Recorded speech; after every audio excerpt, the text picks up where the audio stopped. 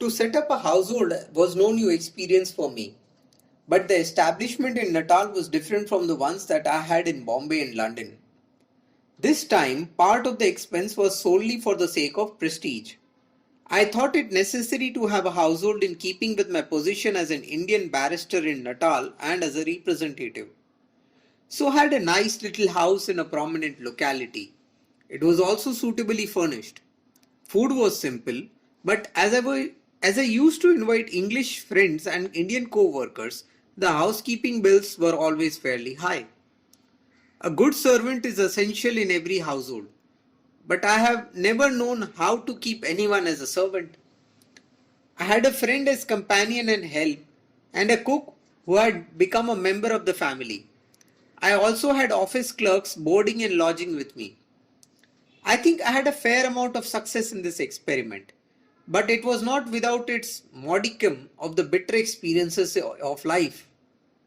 The companion was very clever and I thought faithful to me, but in this I was deceived. He became jealous of an office clerk who was staying with me and wove such a tangled web that I suspected the clerk.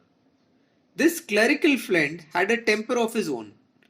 Immediately he saw that he had been the object of my suspicion. He left both the house and the office. I was pained. I felt that perhaps I had been unjust to him and my conscience always stung me. In the meanwhile, the cook needed a few days' leave, or for some other cause was away. It was necessary to procure another during his absence. Of this new man, I learnt later that he was a perfect scamp. But for me, he proved a godsend. Within 2 or 3 days of his arrival, he discovered certain irregularities that were going on under my roof without my knowledge, and he made up his mind to warn me. He had the reputation of being a credulous but straight man. The discovery was to him therefore all the more shocking. Every day at 1 o'clock I used to go home from office for lunch.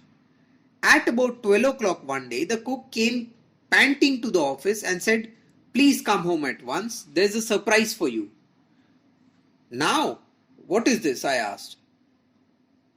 "You must tell me what it is. How can I leave the office at this hour to go and see it? You will regret it if you don't come. That is all I can say." I felt an appeal in his persistence. I went home accompanied by the clerk and the cook who walked ahead of us. He took me straight to the upper flat at my companion's room and said, "Open this door and see for yourself." I saw it all. I knocked at the door. No reply. I knocked heavily so as to make the very walls shake. The door was open. I saw a prostitute inside. I asked her to leave the house, never to return. To the companion I said, "For this moment I cease to have anything to do with you. I have been thoroughly deceived and have made a fool of myself. That is how you have requited my trust in you." Instead of coming to his senses, he threatened to expose me. "I have nothing to conceal," said I. "Expose whatever I may have done, but you must leave me at this moment." This made him worse. There was no help for it. So I said to the clerk standing downstairs, "Please go and inform the police superintendent with my compliments that a man living with me has misbehaved himself. I do not want to keep him in my house, but he refuses to leave. I shall be much obliged if the police help can be sent me." This showed him that I was in earnest. His guilt unnerved him. He apologized to me, entreated me not to inform the police, and agreed to leave the house immediately, which he did. The incident came as a timely warning. Only now could I see clearly how thoroughly I had been beguiled by this evil genius. In harboring him, I had chosen a bad means for a good end. I had expected to gather figs of thistles. I had known that the companion was a bad character, and yet I believed in his faithfulness to me. In the attempt to reform him, I was near ruining myself. I had disregarded the warning of kind friends. Infatuation had completely blinded me. But for the new cook, I should never have discovered the truth and being under the influence of the companion. I should probably have been unable to lead the life of detachment that I then began. I should always have been wasting time on him. He had the power to keep me in the dark and to mislead me.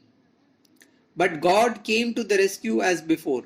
My intentions were pure, so I was saved in spite of my mistakes, and this early experience thoroughly forewarned me for the future. The cook had been almost a messenger sent from heaven. He did not know cooking, and as a cook, he could not have been remained at my place. But no one else could have opened my eyes. This was not the first time, as I subsequently learned, that the woman had been brought into my house. She had come often before, but no one had the courage of this cook, for everyone knew how blindly I trusted the companion. The cook had, as it were, been just sent to me just to do the service, for he begged leave of me that very moment. I cannot stay in your house, he said. You are so easily misled. This is no place for me. I let him go. I soon discovered that the man who had poisoned my ears against the clerk was none other than this companion.